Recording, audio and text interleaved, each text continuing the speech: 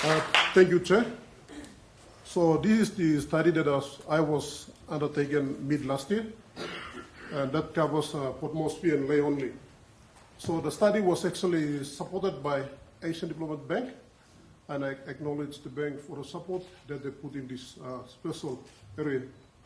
And it was done in consultation with the national government through the Department of National Planning, the L Department, and of course the Environment Department. I was the one who represent, it is a Pacific-wide study, and I represent PNG in this study. And the general presentation that I'm going to make here today, it is entirely my own opinion. So, as you can see in slide 1, which is this, in brackets, I said it's an outcome of economic boom, and it is certainly one of the outcomes of economic boom. So when there's economic growth, there's always waste. But I will not gonna touch from that perspective, but it's on a different perspective, and which is on the next slide. So waste generation increases in Papua New Guinea just because of two main reasons. The one that we are currently going through is, of course, the population growth, contributing a lot towards this area, and as well as the economic growth. So both combined, and even the urbanization thing, they all combine towards this. And for those of you who are visiting PNG in the recent days, you will clearly see this, especially in our towns and cities. The discussions that will follow will include the technical, institutional, financial issues, and the last one, which is on education. The photo there you see, it is real. But before I touch on the photograph, the technical issues involving the collection of the waste. In PNG, unlike in developed countries, in PNG, all types of waste is collected together, whether it's domestic, whether it's industrial, whether it's from institutional, whether it's medical, whether it is from domestic households, they are all collected together. So we don't really have any segregation involved here. So by looking at these two cities, I was actually interviewing those responsible authorities, especially the managers, and I realized that they actually outsource the waste collection to the private contractors. And one interesting thing I found with Port Moresby is that they don't have the paper contract in place. They have around 36 private contractors, but there is no paper contract, the actual paper. And I asked them, how do you operate without a paper? And they said they actually come and give us the claims and we process them and all this. So that's how they operate. But in Lae, it's very good. They have all the contracts in place. So they operate by way of contract. But one thing, the other thing I noticed in the study was that some of these contractors, the city authorities awarded to them, they don't actually have the resources. They don't have the machinery, they don't have the manpower, but somehow they got the contract.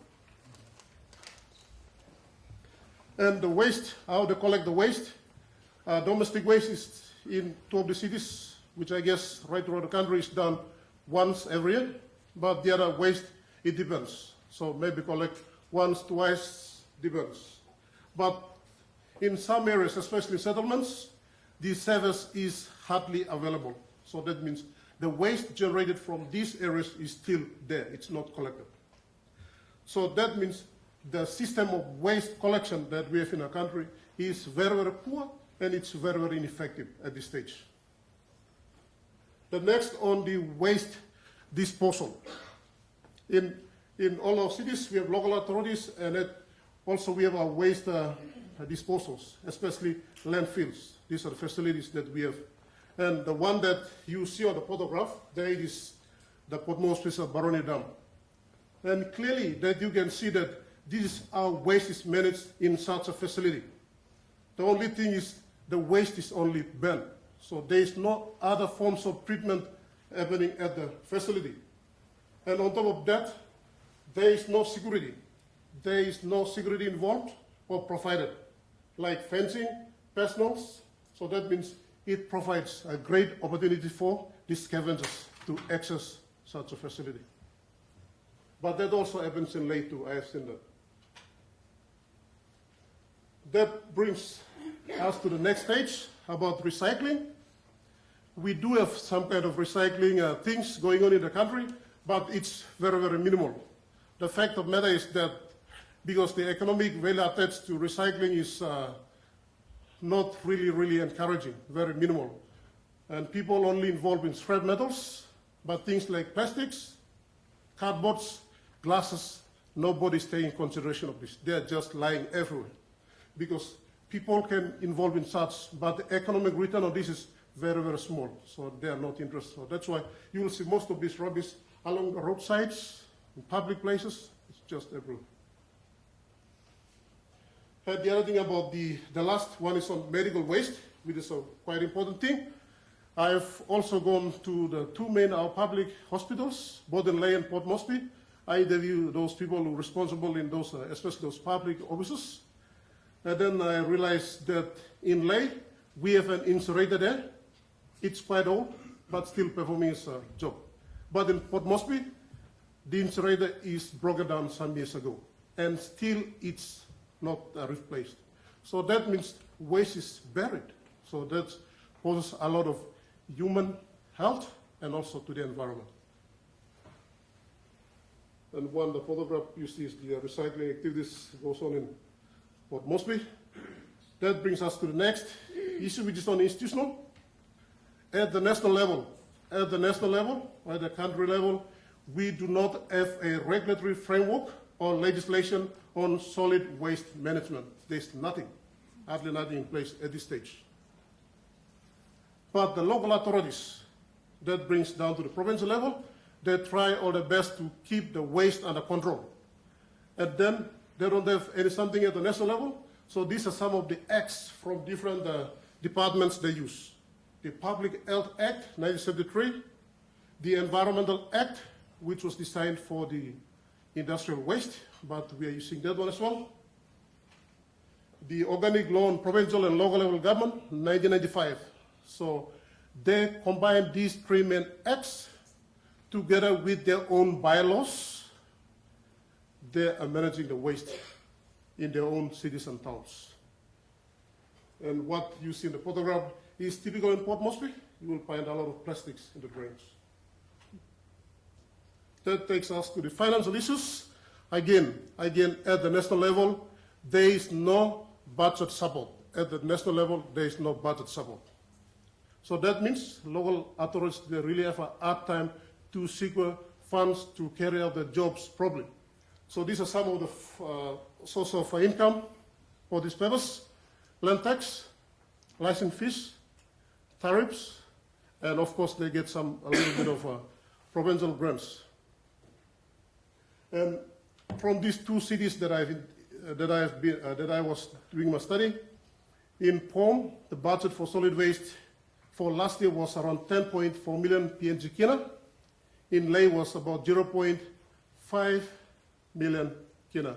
So there is a big difference between these two cities.